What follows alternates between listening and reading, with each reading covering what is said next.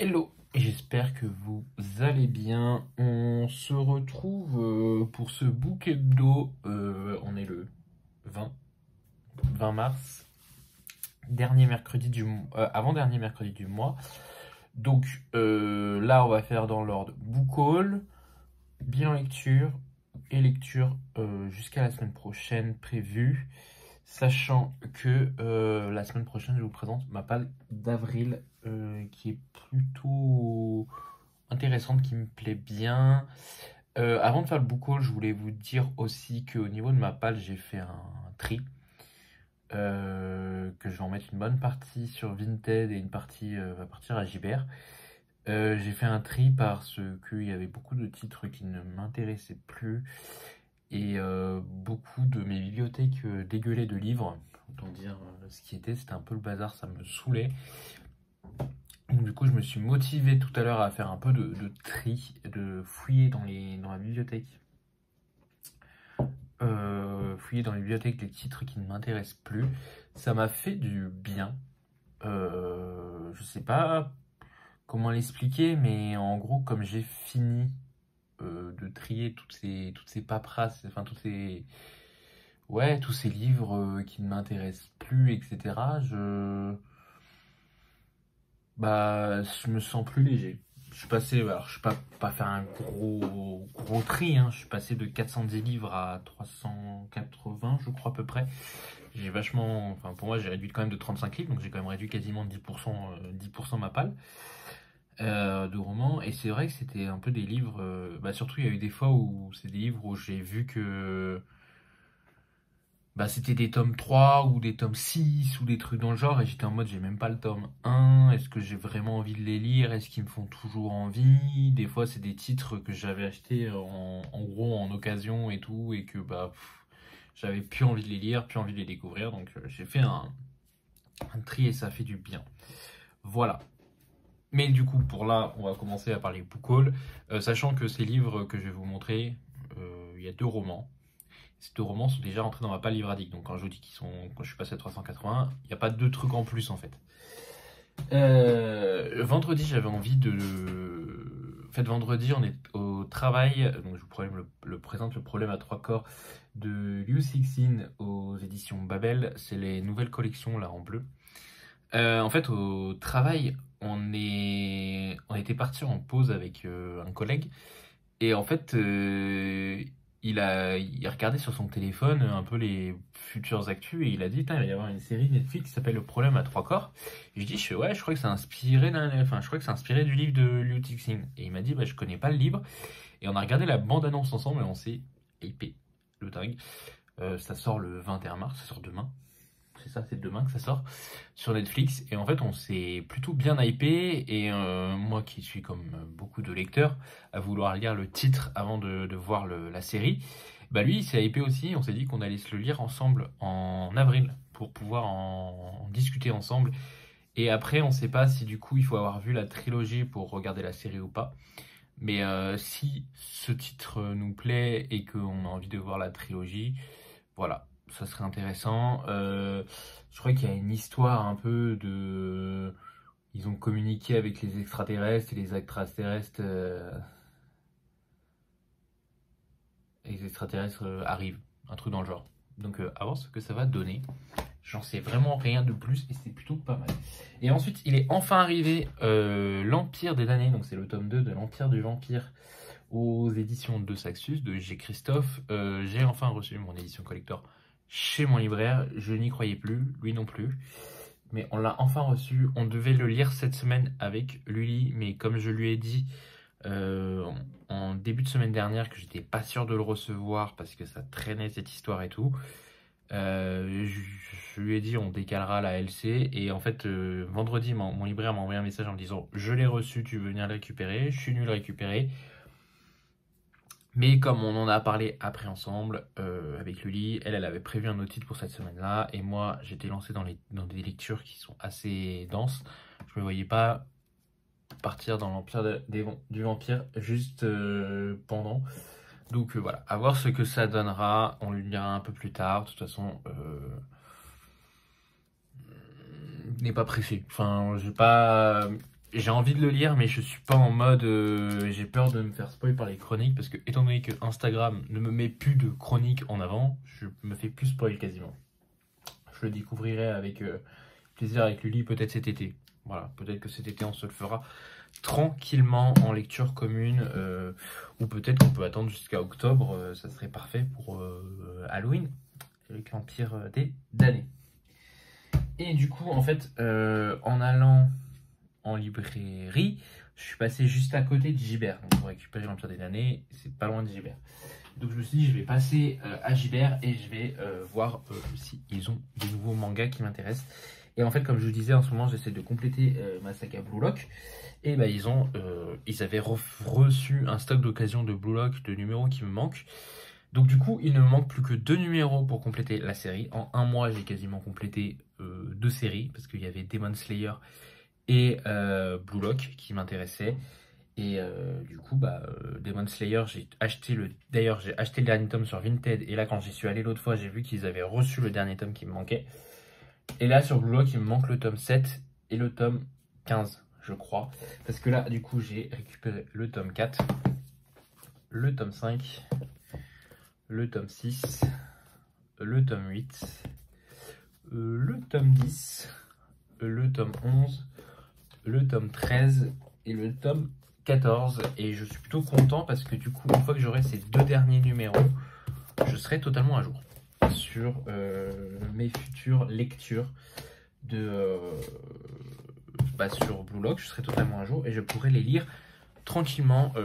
En ce moment, je pense que je vais faire ça. Pareil pour Demon Slayer. Là, j'attends de recevoir le tome 1 pour dire qu'à Laurent que je serai dispo s'il veut commencer la lecture et dans quel rythme il veut les faire. On verra à ce moment-là. Et du coup, là, aujourd'hui, j'ai reçu, ils viennent d'arriver, mes numéros de Hachette Collection. Donc, j'ai reçu mon tome 42 et 43 de Marvel Origins. Donc là, on est sur les Avengers en 1966. Il y a le Avengers 23 à 28 et le Spider-Man 1968. Et là, on a les épisodes 32 à 36 de Amazing Spider-Man. Voilà, donc on continue à les recevoir. Et là, j'ai repris un peu à les lire, mais ça, je vous en reparlerai juste après. Et aujourd'hui, j'ai aussi reçu 2 autres titres, mes deux tomes de Dragon Ball. Donc le tome 14 et le tome 15. Ça fait drôle de recevoir ces titres alors qu'on vient d'apprendre le décès il y a quelques jours de Akira Toriyama, qui est le papa de Dragon Ball, enfin qui est le papa, il est toujours, hein. Directement il le sera toujours, le papa de Dragon Ball. Donc ça fait très bizarre de recevoir ces titres en ayant appris la nouvelle. Donc voilà, moi je vais...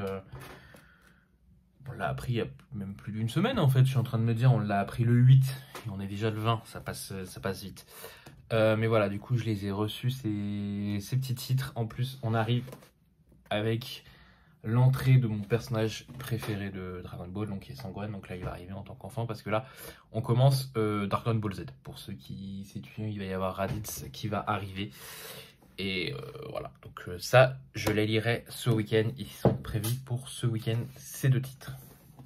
De toute façon, je vais vous les remontrer quand on va parler de mes lectures de ce week-end. Je fais de la place parce que du coup, on va parler livre lu maintenant. Livre lu. Au niveau des lectures, j'ai plutôt bien avancé. J'ai terminé vendredi soir La Servante écarlate, The Handmaid's Tale de Margaret Atwood aux éditions Pavillon Poche. C'était une lecture commune que j'ai organisée sur tout le mois de mars. On n'a pas encore débriefé. J'attends que tout le monde ait terminé et qu'on soit à la fin du mois pour pouvoir en parler. La Servante écarlate, The Handmaid's Tale, je pense que je n'ai plus besoin de vous faire un résumé. C'est une histoire que j'aime beaucoup aimer de relire. Et je me rends compte que la première fois où je l'ai lu, je n'étais pas allé jusqu'au bout. En gros, vous avez une fin, et après vous avez une sorte d'épilogue. Sauf que l'épilogue s'appelle Note historique. Et la première fois où j'ai lu La Servante écarlate en version numérique, parce que je ne l'avais pas en papier à cette époque-là, c'était pendant le pro. On nous a annoncé le confinement, le lendemain j'ai commencé la 40 cartes. J'ai lu pendant le confinement et on en a ri l'autre fois parce qu'avec mon manager on parlait de... Il m'avait vu que je l'avais dans la main, que j'étais en train de le lire pendant la pause midi. Et il m'a dit, ah bah tiens c'est drôle parce que celui-là je l'ai lu pendant le premier confinement. Et je lui ai dit, mais moi c'est une relecture, je l'ai lu aussi pendant le premier confinement. J'ai dit on a été confiné le mardi et le mercredi je le commençais en numérique. Et il m'a dit, ah bah tu vois, moi je l'ai acheté le lundi et on a été confiné le mardi. Donc on en a parlé, on en a rigolé. Comme quoi les grands esprits se rencontrent. Et ouais, c'est vrai que moi j'ai beaucoup aimé ma relecture. Retrouver la plume de Margaret Atwood. Alors, ce qui est... Je pense que j'ai préféré la relecture à la lecture première parce que on a... j'ai été moins déconcerté par la manière dont fonctionne le schéma narratif de Margaret Atwood. Là, il y a une... Alors, il faut savoir que ce livre, il est composé déjà d'une... Je sais pas si on peut appeler ça j'allais dire une préface, mais c'est écrit la note de la traductrice. Donc, il y a des notes de la traductrice par rapport à la nouvelle traduction. Et après, on a le discours de Margaret Atwood qu'elle a prononcé en 2017 à Francfort quand elle a reçu le prix de la paix des libraires allemands. Et en fait, à la fin, on a une postface où elle explique son manière dont elle a écrit le roman, comment elle s'y est pris, etc. Bah, c'est fou comme c'est horrible de réalité. Je sais pas quoi dire d'autre. C'est vraiment... ça fait froid dans le dos. Parce qu'on y croit, hein. On y croit à cette chose qui peut arriver, à cette chose qui peut être complètement bouleversée, qui peut bouleverser le monde. Moi, j'ai proposé cette LC parce que j'y ai tout de suite pensé quand notre cher président a parlé de réarmement démographique. Mais je pense au fait qu'ils ont voté qu'aux États-Unis, ils ont enlevé la loi qui autorisait l'avortement, l'IVG, et que maintenant c'est les États qui doivent décider, et plus une loi du pays. En plus, en cette période où en France, où on a mis l'avortement dans la Constitution, qu'on l'a écrit dans la Constitution. Donc c'est vrai que ça a été je pense que c'était un roman à lire en ce moment, quoi. On est vraiment dans le thème, on est vraiment dans la chose la plus horrible quand on voit à quel point les femmes sont victimes dans ce monde créé, comment ça a été imaginé, comment ça a été pensé.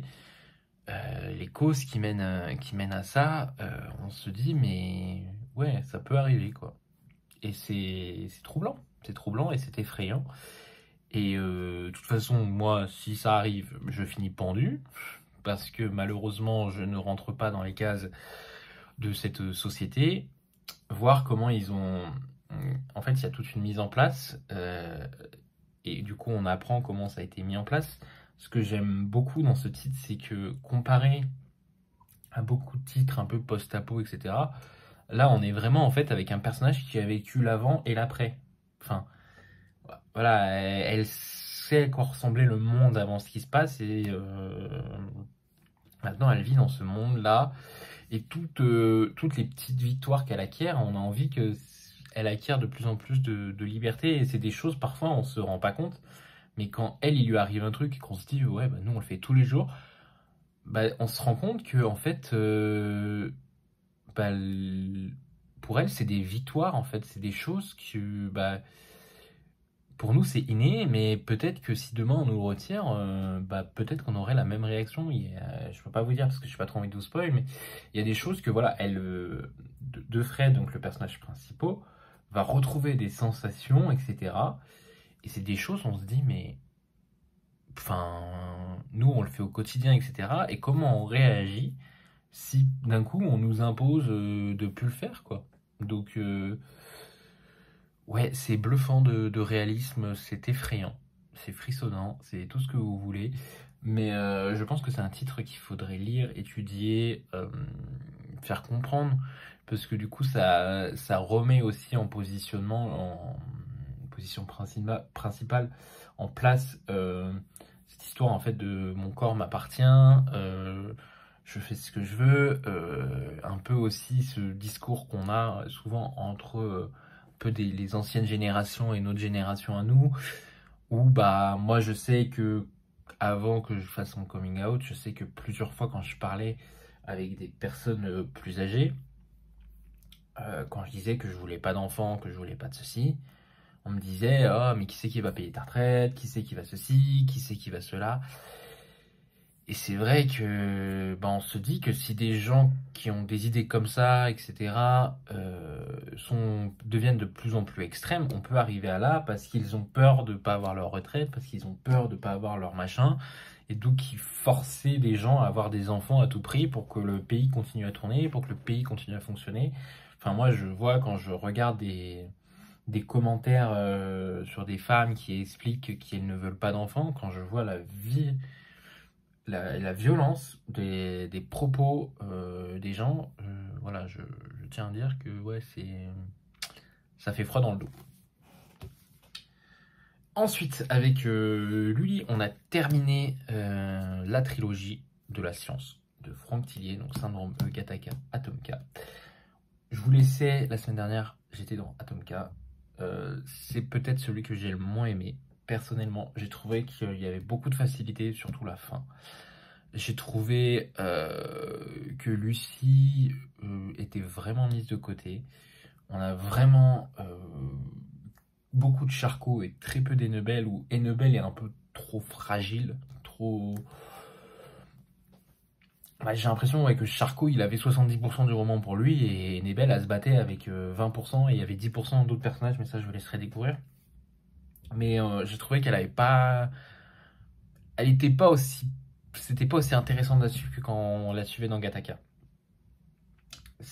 Moi j'ai préféré Gattaca clairement. Si je fais un classement, c'est Gattaca, Syndrome E, Atomka. On lira la suite avec Lully parce qu'en soi on a quand même passé un excellent moment. On sent que l'auteur fait des recherches de dingue, qui pousse son sujet jusqu'au bout. Et en plus, il fait une note à la fin de Atomka qui fait froid dans le dos. Donc je vous laisserai découvrir parce que je trouve que c'est très bien de découvrir, comme nous on l'a fait avec lui, en fait, les thématiques qui sont arrivées au fur et à mesure, on les a découverts comme ça parce qu'on ne savait rien. On ne savait rien de quoi ça parlait. Alors lui, il avait déjà lu Syndrome E, donc elle avait peut-être déjà des idées de quoi ça allait parler. Mais Syndrome E, Gattaca et Atomka, moi quand j'y suis allé, je ne savais rien. Parce que pour tout vous dire, là j'ai une bibliographie de... Enfin pas une bibliographie, un peu un truc d'identité de Tillier. Et là, j'ai des commentaires de la presse. Donc en vrai, je n'ai aucun résumé. Enfin, je fonce dedans, je ne sais rien des livres. Et c'était génial de découvrir dans quoi il m'embarquait à chaque fois, quoi. Quand je vois que dans le random, il m'avait embarqué dans ce secteur-là, dans Gattaca, il m'importe embarqué là, etc. Et bah Atomka, c'est pareil, je ne savais rien du tout. Et c'est même au début, dès le prologue, il nous annonce un truc. Et après, on part dans l'enquête, on se dit, mais quand est-ce qu'il va faire le lien entre ce qu'il dit dans le prologue et ce qu'il se passe ensuite? Et franchement, j'ai trouvé ça cool. Personnellement, j'ai trouvé ça très cool. Donc j'ai hâte de découvrir la suite. Le prochain, c'est Angor, je crois. C'est celui avec la couverture dans l'œil. Tac, tac, tac, tac, tac, tac.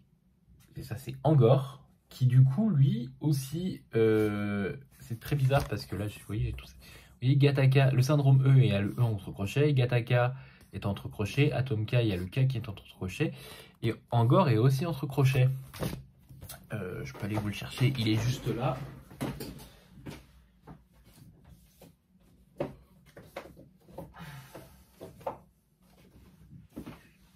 C'est celui-là, encore, et vous voyez, encore entre crochets, donc je sais pas si ça a encore un lien avec son truc de la science. Donc à voir ce que ça donne.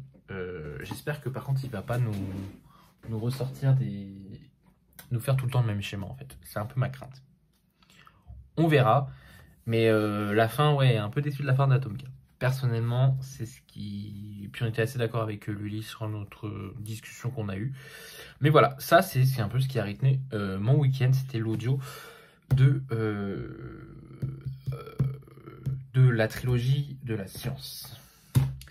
Ensuite, j'ai lu des graphiques du coup. Dimanche, j'ai lu 4 tomes de manga Yu-Gi-Oh! Je vous le représente pas. Donc du coup ça fait le tome 21, 22. C'est des éditions manga double. Donc du coup j'ai les tomes, j'ai 2 tomes dans un. 23 et 24, ça s'est bouffé tout seul. Ça me fait très plaisir parce que ça faisait un moment que je n'avais pas avancé cette série. Et savoir que j'ai pu lire 4 tomes d'un coup, ça me met très content. Il est content le Dorian. Donc ça sera arrangé, ça sera arrangé et ça sera arrangé ailleurs. Oui, parce qu'en plus j'ai fait du rangement, donc ça serait bête de tout dévaliser. Donc ça du coup c'était les mangas, j'ai bien aimé, j'ai passé un très bon moment. Et ensuite, comme je vous disais là tout à l'heure en vous parlant des Marvel Origins, j'ai repris du coup mes lectures de Marvel Origins. Donc ça c'est le tome 20 avec Thor. Pour vous montrer un peu du dessin, c'est un peu old school, là on est en 1964. Et alors ce qui est étonnant c'est que genre vous avez des vieux dessins comme ça. Mais après au bout d'un moment, on se retrouve avec du dessin comme ça. Enfin le dessin est bon, c'est plus l'ancrage, la couleur. Je préfère ce dessin-là, j'avoue, enfin cette couleur-là. Et en fait, vous avez des petites... dans les passages, j'ai des chapitres un peu sur les légendes d'Asgard. Et genre, mais ça c'est trop beau ça. Enfin, moi je veux ça tout le temps. C'est voilà, ça m'a motivé à le lire. Et j'ai donc pris la résolution, et ça fait depuis dimanche que je le fais, de lire un chapitre par jour. Voilà, un petit chapitre le matin, quand je me réveille, je me lis un petit chapitre de mon comics avant de me lever et d'aller déjeuner. Et du coup, bah, ça se lit assez vite, en 10 minutes, je l'ai lu, mon petit chapitre. Et comme ça, après, je suis en meilleure forme pour commencer la journée.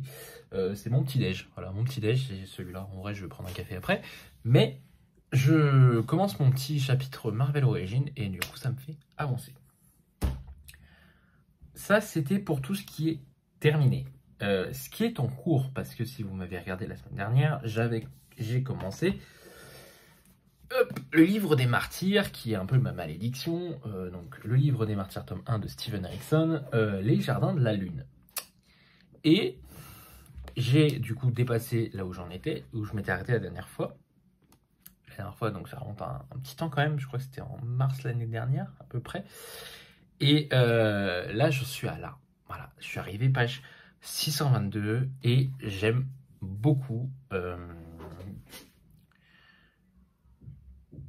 Clairement, j'avais pas les bagages, j'avais pas la force, j'avais pas la concentration. À l'époque pour le lire, c'est pour ça que ça me rendait fou de ne pas y arriver. Là, je sais pas. Déjà, je fais plus enfin, quand je le lis, je fais plus de read with me, c'est-à-dire que je ne fais plus des sessions de 30 minutes et je coupe ma lecture. Pour tout vous dire, la plupart du temps, je le lis le matin quand je prends les transports en commun. Et du coup, quand je prends les transports en commun, j'en ai pour à peu près 1 heure. Parce qu'en ce moment, pour tout vous dire, je fais du covoiturage normalement et c'est avec des personnes qui font le ramadan. Et donc pour eux, c'est plus simple d'être en télétravail toute la journée. Ce que je peux comprendre, enfin, entre midi et 2, tu t'ennuies, quoi. Enfin, et vu qu'ils ne mangent pas, ils doivent s'ennuyer. En plus, ils se lèvent très tôt le matin pour pouvoir manger. Donc, je le comprends tout à fait qu'ils se mettent en télétravail. Donc, moi, je prends les transports en commun. Et donc, du coup, ça me donne du temps pour lire. Et donc, je lis pendant les transports en commun. Ce qui fait que j'ai à peu près 1 heure, 1 heure et quart de temps de transport en commun. Et ça fait que pendant 1 heure, 1 heure et quart, je suis plongé dans mon bouquin. Et ça se passe excellemment bien. Je prends du bon temps, je profite. L'histoire est très intéressante et très complexe. Je pense que, je veux pas me jeter des fleurs, mais je pense qu'il faut se mettre dans des conditions de lecture, de densité et de complexité. Il y a des choses que je comprends pas. Je vais être franc, il y a des moments où je me dis, je comprends pas. Donc des fois, je relis des pages parce que je me dis, j'ai pas compris. Là, je vais relire un peu. Il y a des fois où je comprends pas et je me dis, c'est pas grave. Si ça me manque plus tard, je reverrai. Si ça ne me manque pas, c'est pas grave, je vais continuer. Mais je trouve l'histoire très intéressante, très embarquante. En gros, on va suivre l'Empire malazien qui est dirigé par une impératrice. Et cette impératrice, elle veut à tout prix une cité qui s'appelle Darujistan, je crois, dans mes souvenirs. Je n'ai pas envie de dire n'importe quoi. c'est ça, Darujistan, qui est une des dernières villes à résister à l'Empire. Et en fait, il va y avoir des dieux qui vont se mêler à cette histoire. Les dieux existent dans ce monde et ils se mêlent des histoires, ils prennent possession des gens, ils donnent des pouvoirs à d'autres gens. Et en fait, il y a une guerre des dieux qui se prépare. Et les humains ne sont que des pièces sur leur échiquier. Et donc il y a que ça qui se prépare. Il y a aussi une cité qui vit sur un amas dans l'air, un rocher qu'on appelle Sang de Lune, qui, elle, a des projets d'affronter l'Empire. Et pour cela, elle va communiquer avec Darujistan pour essayer de faire des complots, etc. C'est très intéressant, c'est très dense, c'est très efficace quand on comprend. Quand on se laisse tenter, franchement, ouais, je suis plutôt content de ce que je lis en ce moment, ça me fait du bien. Et aussi, autre chose, mais ça va être sur toutes mes lectures, je pense, je ne cours plus pour lire le plus possible. Depuis déjà un an, hein, ma passion de la lecture était devenue trop présente, trop omniprésente dans ma vie. Et je trouve que là, vu que du coup je fais du sport, je sors, je fais des activités, j'ai moins de temps de lecture et je savoure beaucoup plus ces moments de lecture et ça fait que je kiffe mes lectures. Voilà, c'est tout ce que j'avais à dire. Je kiffe mes lectures. La Servante écarlate, j'ai adoré. Le Steven Erikson, j'adore. Avec le livre des martyrs. Franchement, très très content. J'ai les 4 premiers tomes dans ma poche. Et comme ça, au moins, j'ai du stock. Et ça, c'est cool. Je remercie Lully qui m'a dit... j'avais proposé de choisir entre soit je lisais la saga Erikson, soit je lisais du Sanderson avec le Cosmer. Et elle m'a dit... Bah tiens, lis le Erikson, parce qu'avec Sanderson, on a eu un peu des déboires avec ses bouquins secrets. Et du coup, je la remercie de m'avoir donné envie de lire le livre des martyrs, enfin de m'avoir un peu challengé à le lire, parce que du coup, je passe un excellent moment. Par contre, c'est pas à mettre entre toutes les mains. Si vous êtes débutant dans la fantasy, n'y allez surtout pas. C'est vraiment... Ouais, c'est chaud, hein. C'est chaud, c'est chaud. Voilà. Moi, je conseille pas ça pour commencer la fantasy. Mais je passe un excellent moment. En tout cas, je passe, oui, un très très bon moment. En audio, vu que du coup j'ai fini mes audios qui étaient L'œil frontilier, je suis en train de relire Les Maîtres enlumineurs tome 1 de Robert Jackson Bennett. Donc là, c'est dans l'édition Livre de Poche. C'était sorti chez Albin Michel Imaginaire. Je pourrais le sortir, hein, je l'ai toujours là-bas en grand format. Je l'ai reçu en service presse parce que je fais partie du jury du prix des lecteurs. Donc c'est le livre de mars qu'ils nous ont envoyé à lire. En fait, on va recevoir des livres jusqu'à juillet, je crois, et en août, il faut voter. Donc il faut que j'en lise au moins un par mois. J'ai reçu du coup Les Maîtres enlumineurs fin février. En janvier, j'avais reçu La Nuit du Faune, mais ça, je l'avais lu il n'y a pas si longtemps, donc je me suis dit, je vais pas m'embêter. Et là, je suis en train de faire en audio Les Maîtres enlumineurs de Robert Jackson Bennett. Donc, je crois que je vous l'ai déjà résumé, mais en gros, on va suivre Santia, qui est une voleuse dans un monde où, en gros, c'est sur une cité, la cité Tevan, je crois, qui, en gros, vit grâce à la magie un peu de l'enluminure. Il y a tout un commerce et tout. L'enluminure, c'est, pour vous donner un exemple, c'est une magie qui permet à un objet de faire des choses qu'il n'est pas censé faire, ou de un peu reconditionner les objets. Genre par exemple, l'objet de la serrure, c'est l'exemple que je sors à chaque fois. Vous avez une serrure, elle ne peut s'ouvrir que de 10h à midi. Même si vous avez la bonne clé, vous vous pointez à 12h05, vous n'ouvrirez pas la porte, à 9h59 vous n'ouvrirez pas, par contre à 10h vous l'ouvrirez. Donc voilà, et en gros Santia, elle vit donc à Tevan, et en fait Tevan est gouverné par 4 familles très très riches qui possèdent 80% des terres, et dans les 20 derniers pourcents, bah, c'est un peu les exclus, les pauvres, les bidonvilles et tout. Et Santia, elle vit dans ces bidonvilles-là, et Santia a une particularité, elle peut sentir la magie des objets, savoir d'où ils viennent, etc. au toucher. Et donc, elle va être menée à tomber sur quelque chose qu'il n'aurait pas fallu qu'elle trouve, et donc ça va mener à des aventures. J'ai écouté les 5 premiers chapitres, donc je suis page 89, et ça se passe super bien, c'est une relecture. Dans ma page, j'ai aussi le tome 3 que Lily m'avait offert pour mon anniversaire.